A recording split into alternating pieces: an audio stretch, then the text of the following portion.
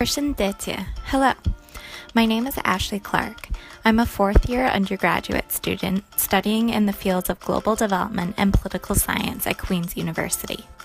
This summer, I was fortunate to do my DEVS 410-411 placement with the United Nations Development Program in Kosovo.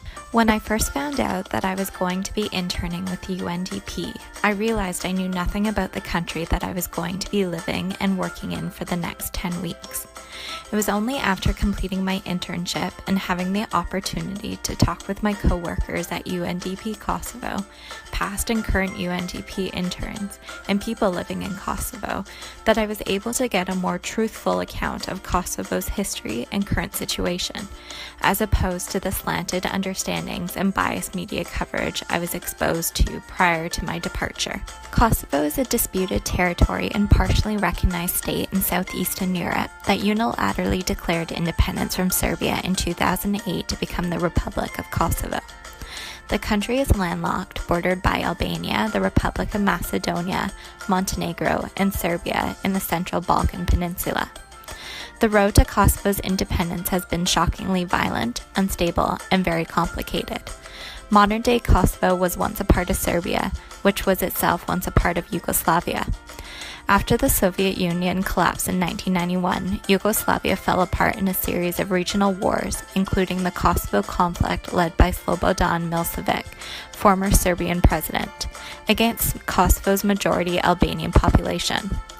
Fearing that the conflict would escalate into genocide, NATO brought the conflict to an end in 1999 with an aerial bombardment and placed Kosovo under interim UN administration until the country declared its independence. The United Nations mission in Kosovo, UNMIK, has since transferred its authority to locally run institutions in Kosovo, but continues to maintain an active presence. The UNDP has one of the widest footprints of any multilateral organizations, with 129 country offices and operations in roughly 170 countries. It seeks to support countries in reaching their own development objectives and internationally agreed upon goals.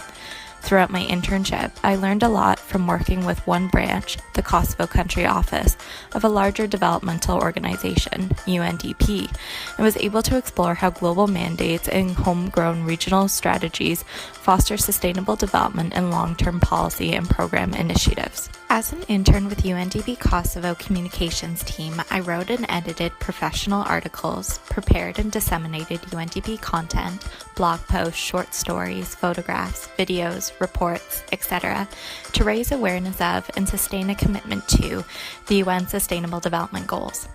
I assisted my supervisors, Bucha and Daniela, with the design, implementation, and evaluation of UNDP-supported projects.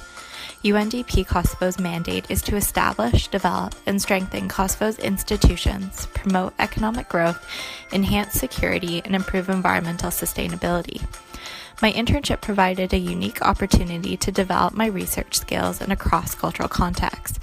I also conducted semi-structured interviews with female entrepreneurs from Kosovo Albanian and Kosovo Serbian communities on the impact of female entrepreneurship in transition economies, and personally developed a greater intercultural awareness and appreciation of cultural differences.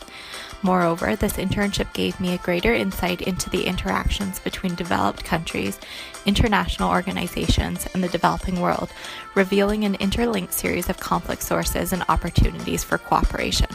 Through this internship, I was very fortunate to be able to work with, learn from, and form friendships with people from all over the world and travel around Kosovo for conferences, panel discussions, workshops, information sessions, and an international film festival.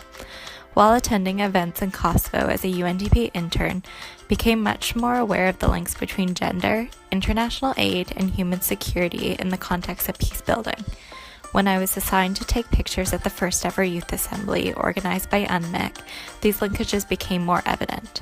Recognizing the threat to stability and development posed by youth radicalization, the Youth Assembly served as a platform for youth to exchange ideas about maintaining and promoting peace and security in Kosovo, share concerns on current issues facing the country, and develop solutions and recommendations jointly with local decision makers and international organizations to combat violent extremism.